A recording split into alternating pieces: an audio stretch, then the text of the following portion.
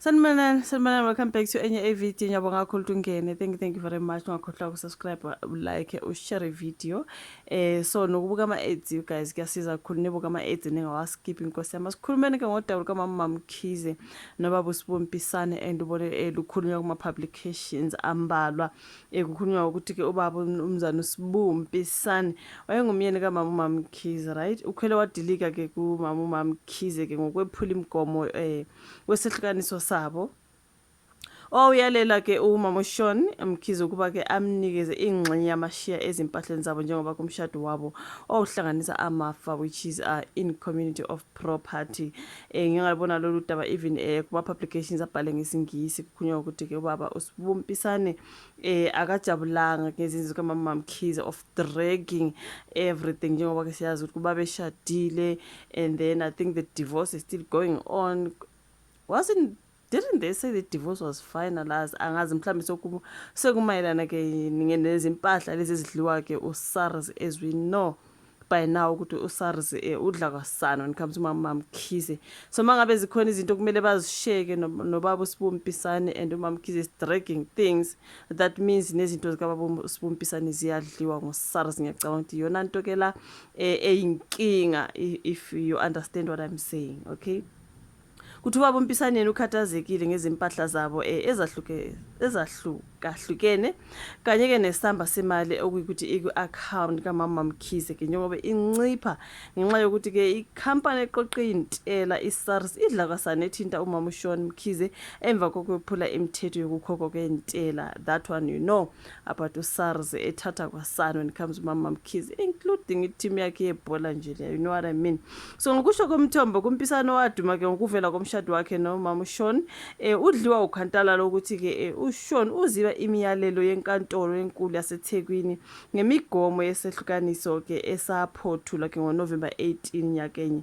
Yona into ke ebhalwe engala kuthi uMama Mkhize okuyigama lakhe ateketiswa ngalo ke akatholakali njengoba ke engawuhloniphi ke umyalelo wenkantolo. Lokho kwenza ke ngxenye okufanele itholo baba uSibu Mpisane igcine seyidliwa nguSARS futhi ke kudayiswe nezimpahla zabo abazithola besashadile. Lapha kukhuluma ke wona umthombo osondelene nobaba uSibu Mpisane allegedly wanqaba ke ukudalulwa, right? Kuthiwa ke kuze kwashaya isikhathi sokushicilela ke uMama Sean engayiphenduli ke imibuzo athunyele yona ke kanti ke nomeli wakhe unqabile ukuphendula ngalolu daba ngemibuzo abambuze yona. Kubika ukuthi ke ngesikhathi abakwaSARS beyophequlula emzini kaMama Sean Mkhize eThekwini, eMgungundlovu naseGoli kwashaqwa inqwaba yezimpahla ezimbeqolo ngenhloso yokukhokhela ke kwentela ebalula ku40 million rands. Iqembu lika Mama Sean Mkhize beligijima kwiPremier Soccer League iRoyal AM FC lafakwa nalo lapho maqede ladayiswa. So uMama Sean Mkhize wakhokha u50 million rand ethenga iBloemfontein Celtic, right? Agcina eseyibizwa ke ukuthi iRoyal AM. So yona into ke elana kuthiwa ngesikhathi kuhlasela ke ikhambu iRoyal AM nalapho ke eziqeqeshela khona mhlawumbe eRoyal Range eMgungundlovu kwathathwa ke amaloli nefurniture kushaqwa izimpahla. Ngiyacabanga uma video ngangike ngawenza bafowethu indaba zikaMama Mkhize benginokuthi ngizilethe lana sibona ke kuma publications kukhulunywa ngaye ngokudliwa kweteam yakhe yebhola na yonke into le ndaba yamaloli nefurniture ngathinki na ngenza ivideo ngayo. Kuthiwa ke amaloli athwala impahla encane nenkulu atheleka lapha nezoshaqa izimoto zikaMama Sean Mkhize okubala kuzo ke ezisebenza ekontilekeni yakhe nezinye eziqukathi. Phakathi kwezimoto ezashaqa kukhona ke iLamborghini, Rolls-Royce, Mercedes-Benz, Maybach, BMW X6, Mercedes-Benz AMG G63, iToyota Hilux Legend angazi 50 or 50 neMercedes-Benz S-Class. Kubika ukuthi ama-account kaSean Mkhize avaliwe. So ke ngokwe what is this one? Igama lesingisi angazi kuthiwa iBascolary.com what stroke riches whatever women in South Africa. uSean wayebhekene ke nezinkinga zentela ngo2024 ekubeni ke ayekleliswe ekunombolo 12 ohlwini lwabesifazane abayizijinga kuleli, futhi kwathiwa ke unempahla ebiza $300 million ke mntakabawo. Okuyimali elingana ne-51 billion rands ngokwemali yakuleli. Umshado kaMpisane noShoni wawungo-1991 kodwa ke ngaleso sikhathi ubaba uMpisane wayeyiphoyisa lomgwaqo eThekwini ekhomba ngophakathi. Okay. I didn't. Wayeyiphoyisa lomgwaqo ngaleso sikhathi. Oh wow.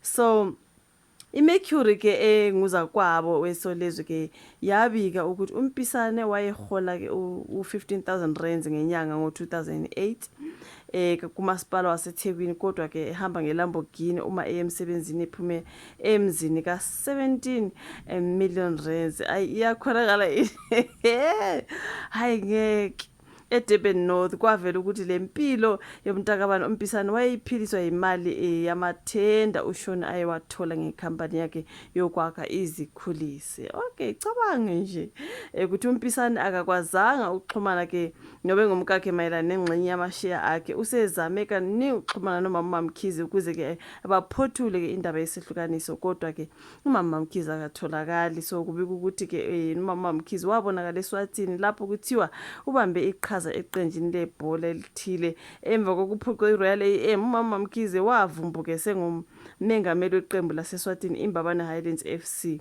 Umthombo kona othe uMpisane uhlela ukufaka lolu daba enkantolo ukuze athole umkhombandlela ngesinyathelo okufanele asithathe ke njengoba kuMama Mkhize eziba ke imiyalelo yenkantolo.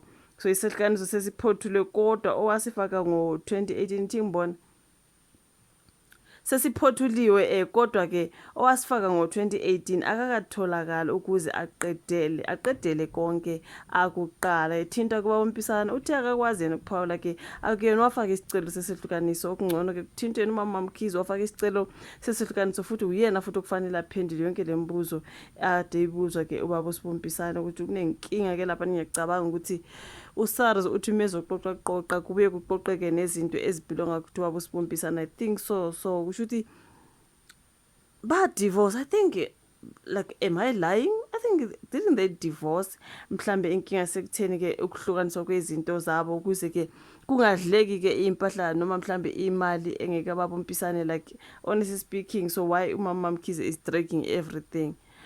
Why is she dragging everything? Is she trying to make sure to ubaba uMpisane uyamsiza yena ekhokhele imali kaSARS? Because mangabe becupha nakababa uMpisane, which means girl, like you're cheating, something like that. Uyamrobha phela ubaba, akumelanga kube kanjalo. Akuhlukaniswe lento kumele ihlukaniswe. Ubaba uMpisane athathe kwakhe naye athathe kwakhe, omunye nomunye aphume left right, okay, ukuze kuSARS uma kuthatha ke athathe lokho kungokaMama Mkhize. Kodwa phela ke manje I think ubaba siya affecteka the way I understand the story. And why is she avoiding him? Why engatholakala uMama Mkhize ukuze kuqedelele lokho kumele kuqedelele ke bazoba separate ukuze anga affecteke umuntu omdala. Nkosi amangazi kwenzakalani kule ndawo ke I'll bring an update mase ngizwe ukuthi ngabe sihambe njani ke indaba kaMama Mkhize nobaba uMpisane. Ngiyabonga ukuthi ubuka ivideo, like, subscribe, share. Sibonane kwezayo. Bye.